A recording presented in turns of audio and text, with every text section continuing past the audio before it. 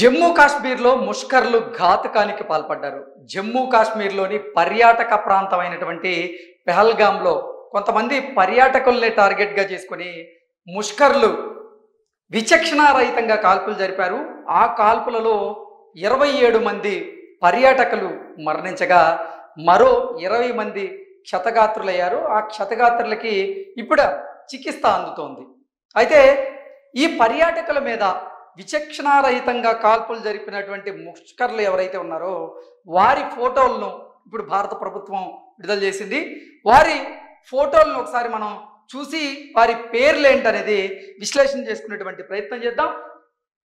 ఇక్కడ మనం ఈ పిక్చర్లో చూస్తున్న నలుగురు ఎవరైతే ఉన్నారో ఆ నలుగురే ఈ పెహల్గాంలో పర్యాటకుల్ని విచక్షణారహితంగా కాల్చి చంపిన వారు ఎవరైతే ఉన్నారో ఈ నలుగురే ముష్కర్లే. వారు ప్రధానంగా వారి పేర్లు ఏంటి, వారు ఏ సంస్థకు చెందిన వారు అనేది మనం ఒకసారి విశ్లేషణ చేసుకుంటే,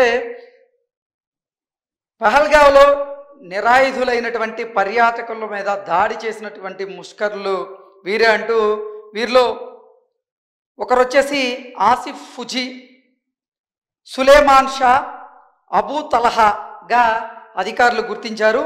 నిన్న వీరు జరిపినటువంటి కాల్పుల్లో 26 నుంచి 27 మంది పర్యాటకులు చనిపోయినటువంటి విషయం మనందరికీ తెలిసిందే.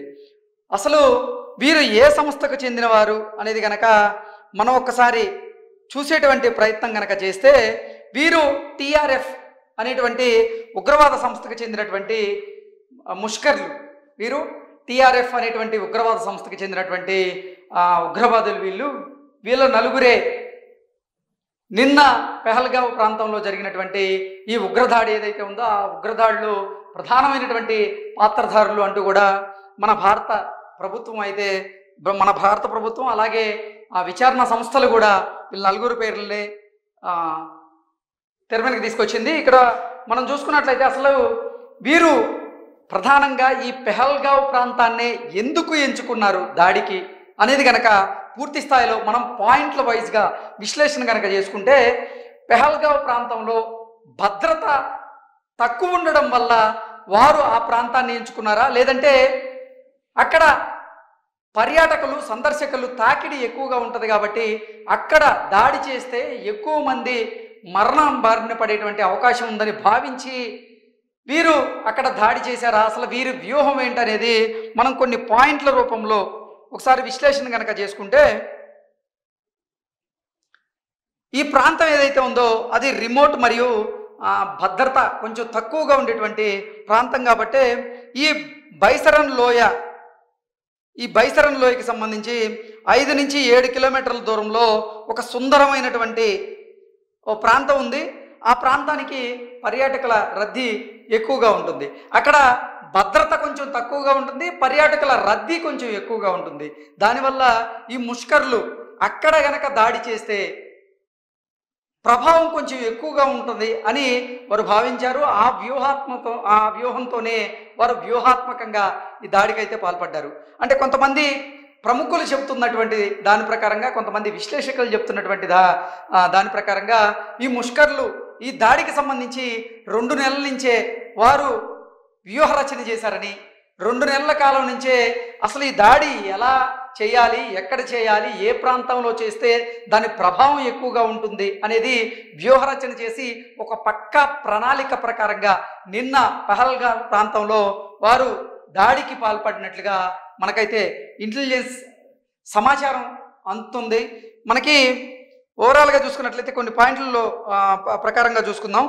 పర్యాటకుల సమూహం బైసరన్ లోయ అలాగే మినీ స్విట్జర్లాండ్గా పిలువబడేటువంటి ప్రసిద్ధ పర్యాటక గమ్యస్థానం అయినటువంటి ఈ పెహల్గాంలో దేశ విదేశాల నుండి అనేక మంది పర్యాటకులు అయితే అక్కడికి వస్తూ ఉంటారు. ఉగ్రవాదులు ఈ ప్రాంతంలో పెద్ద సంఖ్యలో పర్యాటకులను లక్ష్యంగా చేసుకుని వారు దాడులకు పాల్పడితే అక్కడ ఆ దాడికి సంబంధించినటువంటి ప్రభావం ఎక్కువగా ఉంటుంది. వారు కోరుకున్నట్లుగా ఎంతోమంది మృత్యువాత పడేటువంటి అవకాశం ఉంది కాబట్టి ఆ ప్రాంతాన్ని వారు ఎంచుకోవడం జరిగింది. అలాగే వారు సైనిక యూనిఫామ్లో అయితే వచ్చారు. నిజంగా చెప్పాలంటే భారతదేశానికి సంబంధించినటువంటి ఈ సైనిక వ్యవస్థ లేదా ఇంటెలిజెన్స్ విభాగం దీంట్లో విఫలమైంది అంటూ చాలామంది భారత ఇంటెలిజెన్స్ మీద విమర్శలు చేస్తున్నటువంటి నేపథ్యంలో ఇంటెలిజెన్స్ వ్యవస్థ ఎక్కడ వైఫల్యం అయితే చెందలేదు. ఇంటెలిజెన్స్ నిజంగా చాలా చాకచక్యంగానే వ్యవహరించింది. ఎందుకంటే ఈ ముష్కర్లు ఎవరైతే ఉన్నారో వారు మన భారత జవాన్లకు సంబంధించినటువంటి దుస్తులు, అంటే మన ఇండియన్ ఆర్మీకి సంబంధించినటువంటి దుస్తులు ఏవైతే ఉన్నాయో ఆ దుస్తులను ధరించి వారు ఈ పెహల్గావ్ ప్రాంతంలో ఉన్నటువంటి పర్యాటకుల మీద దాడి చేశారు. దాడి చేసేటువంటి క్రమంలో వీరు ఎవరు ముస్లిము ఎవరు ముస్లిమేతరులు అనేది కూడా తెలుసుకునేందుకు ఎవరైతే జంటలు ఉన్నారో ఆ జంటలకు సంబంధించినటువంటి వారిలో భార్యను వదిలేసి భర్తని పక్కకు తీసుకువెళ్ళి ఆ భర్తకు సంబంధించినటువంటి దుస్తులు విప్పించి అసలు వారికి సుంతి చేసుందా లేదా, వారు ముస్లింలా లేదా ముస్లిమేతరులా అనేది చూసి మరి ముస్లింలు అయితే వారితో ఖురాన్లోని కొన్ని పద్యాలను కొన్ని శ్లోకాలను చెప్పించారట. ముస్లిం కాని వారిని మాత్రం నిర్దాక్షిణంగా విచక్షణారహితంగా కాల్చి చంపినట్లుగా కూడా మన రా ఏజెంట్లు అయితే తెలియజేయడం జరిగింది. అలాగే ఇంటెలిజెన్స్ కూడా అదే తెలియజేయడం జరిగింది. ఓవరాల్గా చూసుకున్నట్లయితే ఈ నలుగురు ప్రధానంగా నిన్న జరిగినటువంటి దాడి ఏదైతే ఉందో దాంట్లో ప్రధానమైనటువంటి పాత్రధారులు.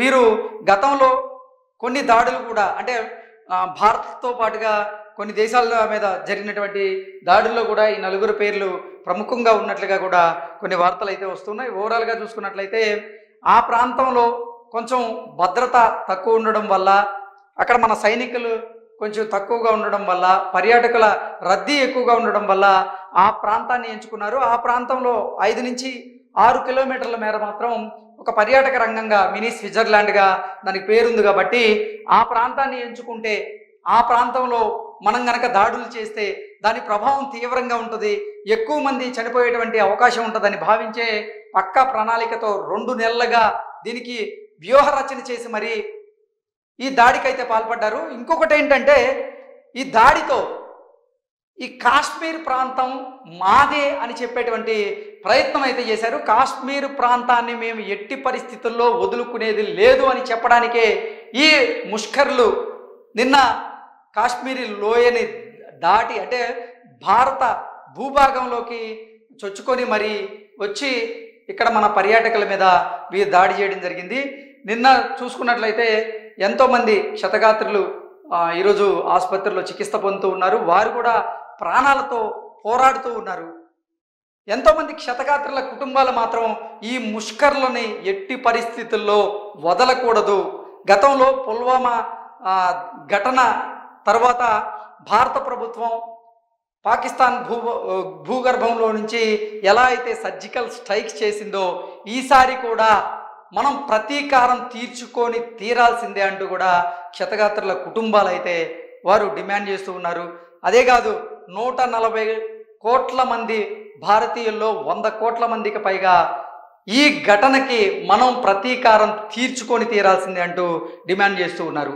ఇక ఈ ఘటనకి మాకు ఎటువంటి సంబంధం లేదు, అసలు ఈ ఘటనలో మా ప్రమేయం లేదు అంటూ కూడా పాకిస్తాన్ ప్రభుత్వంతో పాటుగా పాకిస్తాన్కి సంబంధించినటువంటి కొంతమంది సైనిక అధికారులు కూడా ముందుకొచ్చారు. మంత్రులు కూడా ముందుకొచ్చి అసలు ఈ ఘటనకి మాకు సంబంధం లేదు అంటూనే ఈ ఘటనను ఖండించేటువంటి ప్రయత్నం వాళ్ళు చేశారు.